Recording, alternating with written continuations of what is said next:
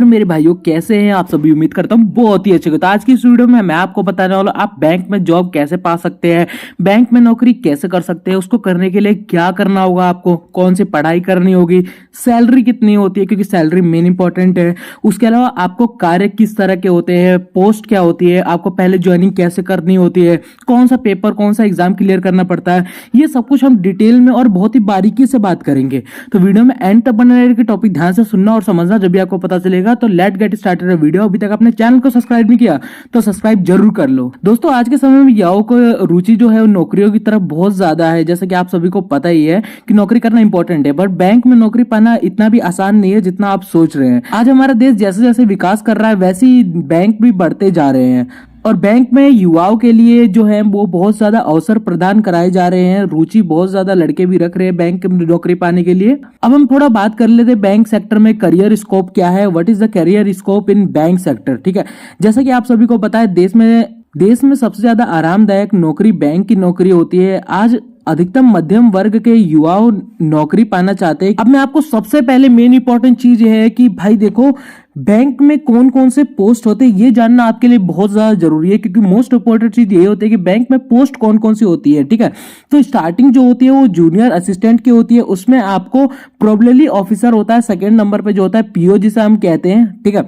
उसके बाद स्पेशलिस्ट कार्डर ऑफिसर होते हैं, असिस्टेंट ऑफ पीडब्ल्यूडी होते हैं।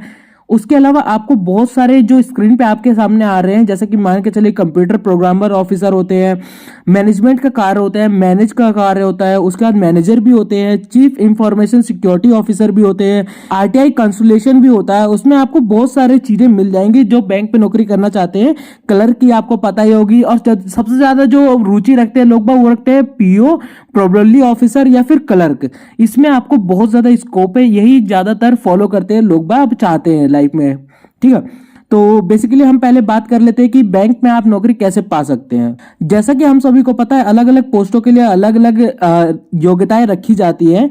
आप 12वीं पास करने के बाद 12वीं के बाद आपको क्लर्क की नौकरी अप्लाई कर सकते हैं। ठीक है, मतलब 12वीं के बाद आप क्लर्क की नौकरी अप्लाई करा सकते हैं। हमारे देश में जितनी भी सरकारी सेमी गवर्नमेंट बैंक होती है उसके लिए आपको प्रवेश परीक्षा देनी होती है। इस बैंकों की परीक्षा आईबीपीएस कराती है, institute of banking personal selection. ये हमारा जो आईबीपीएस है यही आपको बैंक के लिए अप्लाई कराती है। उसके अलावा आपको आरआरबी बैंक से अलग अलग रिक्वायरमेंट आती है, लेकिन आईबीपीएस जो होता है वो मेन इंपॉर्टेंट होता है एक बैंक की नौकरी पाने के लिए। हमारे देश में सबसे ज्यादा बैंक है, जैसा कि आपको पता है state bank of India SBI. जो छात्र बैंकिंग की नौकरी पाना चाहते हैं, तैयारी कर रहे हैं, उनका सपना ये होता है कि वो एसबीआई में नौकरी करें। एसबीआई अपने हर एक पोस्ट के लिए अलग से परीक्षाएं आयोजन कराती है। अगर हम बात करें आईबीपीएस में आपको पेपर क्या होता है, मतलब किस तरह का पेपर होता है या फिर क्या क्या अटेम्प्ट देने पड़ते हैं, तो सबसे पहले होता है हमारा प्रीलिमिनरी एग्जाम। प्रीलिमिनरी एग्जाम वो होता है प्रारंभिक परीक्षा, जिससे आप एंट्रेंस एग्जाम कह सकते हो। ठीक है, इसमें आपको प्रीलिमिनरी एग्जाम में जो होता है कि आपको प्रारंभिक परीक्षा जब आप क्लियर कर लेते हो तो उसके बाद को दूसरा चरण जो स्टार्ट होता है वो होता है मेंस एग्जाम। जब आप मेंस एग्जाम क्लियर कर लेते हो, मेन इंपॉर्टेंट होता है कि प्रीलिमिनरी एग्जाम से थोड़ा सा हार्ड रहता है क्योंकि आपने फर्स्ट परीक्षा कंप्लीट किया होता है, आपने पहले परीक्षा कंप्लीट करी होती है, तो मेंस एग्जाम थोड़ा सा कठिन होता है, ज्यादा भी नहीं होता, थोड़ा बहुत होता है। तो उसके अलावा आपको आता है इंटरव्यू मतलब साक्षात्कार। आपसे कुछ सवाल जवाब करते हैं और आपके सेंस देखते हैं कि आपकी बात करने के सेंस क्या है, वो बहुत सारी चीजें चेक करते हैं वहां पे। ठीक है, आपके साथ वार्तालाप होती है बहुत सारी। दोस्तों आप बैंक में दो तरह से नौकरी प्राप्त कर सकते हैं। पहला कि आईबीपीएस क्लियर करके आप ले सकते हैं बैंक में नौकरी, या फिर आप प्राइवेट बैंक में भी नौकरी कर सकते हैं। सीवी प्राइवेट बैंक में भेज करके उसमें आपको डायरेक्ट इंटरव्यू लिया जाता है। इन दोनों को तरीके से आप बैंक में नौकरी पा सकते हैं। बैंकिंग के लिए तैयारी क्या करनी होती है दोस्तों? बैंकिंग के लिए आपका सबसे पहले 12th कंप्लीट होनी चाहिए। 12th के बाद आपको ग्रेजुएशन भी कंप्लीट होनी चाहिए। जब आपको ग्रेजुएशन कंप्लीट हो जाए, सबसे पहले आपको डिग्री लेना इंपॉर्टेंट है, डिग्री जिसे हम ग्रेजुएशन ही कहते हैं। इसके बाद आप बैंकिंग की तैयारी शुरू कर सकते हैं। लगभग 1 या 2 साल आप पढ़ाई करिए, या फिर आपको 3rd ईयर कंप्लीट हो गया है तो आप 3rd ईयर में बाद ही एग्जाम दे पाएंगे आईबीपीएस का। और अगर आप कंप्यूटर वे में जाना चाहते हैं, मतलब कि मान चलिए ऑपरेटर का आप जॉब करना चाहते हैं बैंक में, तो उसमें आपको कंप्यूटर के भी नॉलेज होनी चाहिए और बेसिक नॉलेज कंप्यूटर की होनी चाहिए। उसमें थोड़ा सा एडवांस नॉलेज मांगते हैं जब आप कंप्यूटर में जाना चाहते हैं, लेकिन बेसिक नॉलेज आपको कंप्यूटर की जरूर होनी चाहिए। जनरल नॉलेज की आपकी जो पढ़ाई है वो होनी चाहिए, मतलब जनरल नॉलेज के आपको क्वेश्चन बहुत सारे पढ़ने चाहिए। और बैंकिंग स्टडी मटेरियल की अगर बात करें तो इसमें आपको बहुत सारी चीजें होती है, सब्जेक्ट वाइज होते हैं, चैप्टर वाइज होते हैं, और इसमें आपको क्वेश्चन जो पूछे जाते हैं उसके लिए मैंने अलग से एक वीडियो बना रखी है, वो आपको डिस्क्रिप्शन में मिल जाएगी, वहां से आप चेकआउट कर सकते हो कि सब्जेक्ट क्या होते हैं और इसमें बुक्स कौन सी लगती है, बुक्स कौन कौन सी मेन इंपॉर्टेंट मोस्ट इंपॉर्टेंट क्या होती है। ठीक है, तो अब हम थोड़ा बात कर लेते हैं सबसे मेन इंपॉर्टेंट चीज की, हम तैयारी कैसे करेंगे। क्योंकि बहुत सारे लड़के यहाँ पे आकर अटक जाते हैं कि भाई तैयारी नहीं हो पा रही है, उसके लिए क्या करना होगा।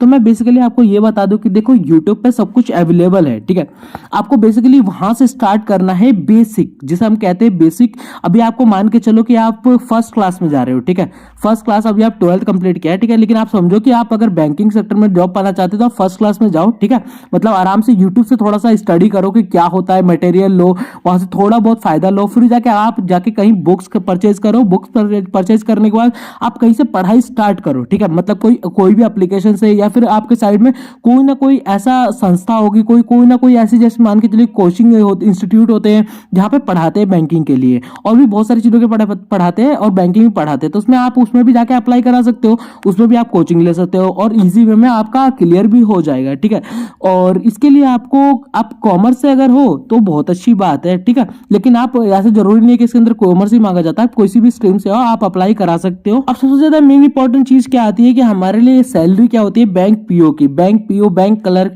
अब मैं बेसिकली आपको बैंक पीओ से सैलरी बताता हूं, उसके अलावा आप अटेम्प्ट कर सकते हो कि देखो कितनी सैलरी आपको अरेंज पड़ सकती है। ठीक है, तो बेसिक पे जो स्टार्टिंग का मिलता है, जैसे आप ज्वाइनिंग कर रहे हो तो उसमें आपको 36,000 के करीब आपको मिलता है।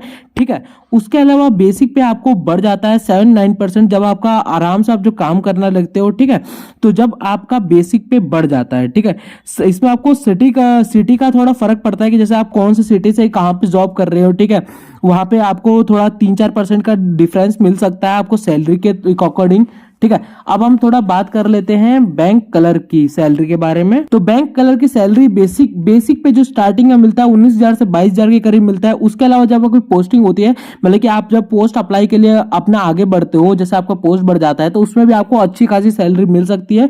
कोई दिक्कत नहीं किसी चीज की, आपको सैलरी आराम से बढ़ जाएगी। ठीक है, तो यहाँ तक वीडियो बने तो थैंक्स फॉर वॉचिंग वीडियो। इस वीडियो में मैंने सब कुछ कंफर्मेशन कर दिया। थोड़ा सा भी डाउट लगे तो आप मुझे कमेंट बॉक्स में कमेंट कर सकते हो, और वीडियो को, चैनल को सब्सक्राइब कर देना, वीडियो को लाइक कर देना और शेयर जरूर कर देना अपने फ्रेंडों के साथ जो बैंक में नौकरी पाना चाहते हैं।